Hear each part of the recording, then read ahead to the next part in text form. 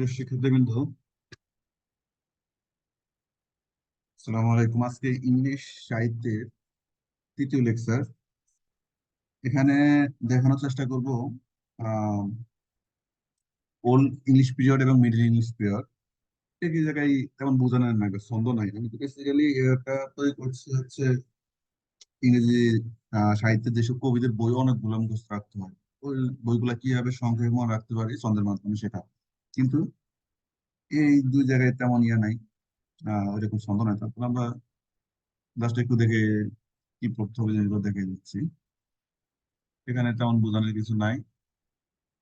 এই যে old English পিরিয়ডে অল্প কয়েকটা বই, মানে অল্প কয়েকজন, হ্যাঁ, এই যে মানে আদম বেদে, সাইনও, কেডমন, কিং আলফ্রেড যে এদের সম্পর্কে এই যে ইনফরমেশন গুলো সাধারণত আসে, ওগুলাই কি দেয়া আছে।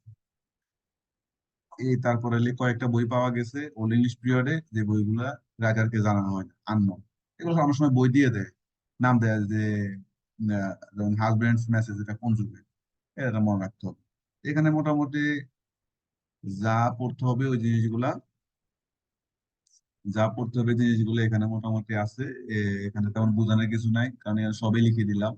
হ্যাঁ, তো এই জিনিসগুলো তোমরা দেখে নিবে। স্টপ শেয়ার একটা দিন। আচ্ছা, এরপর আমরা একটু মিডিল ইংলিশ পিরিয়ডে কি আছে সেটা একটু দেখি। আচ্ছা, মিডিল ইংলিশ পিরিয়ডে কিন্তু তেমন মানে আমার বোঝানোর, মানে ভিডিওটা করছি যে উদ্দেশ্যে আর কি, সেই উদ্দেশ্যে এখানে কিছু নাই, তেমন বোঝানোর কিছু নাই। হ্যাঁ, তো এখানে কয়েকজনের নাম পড়বা: দান্তে, উইক্লিপি, মালোরি।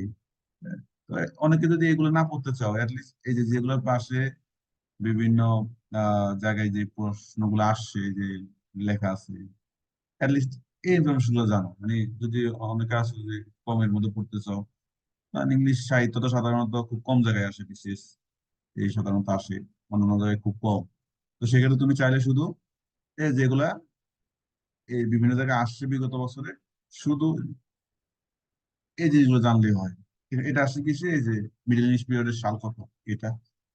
তো অ্যাটলিস্ট অন্তত পক্ষে শুধু এই যে বইগুলোর নাম যেগুলোর পাশে ইয়ে আছে, বিভিন্ন বোর্ড আছে, কোন পরীক্ষা আসে, অ্যাটলিস্ট এগুলো একটু জানো।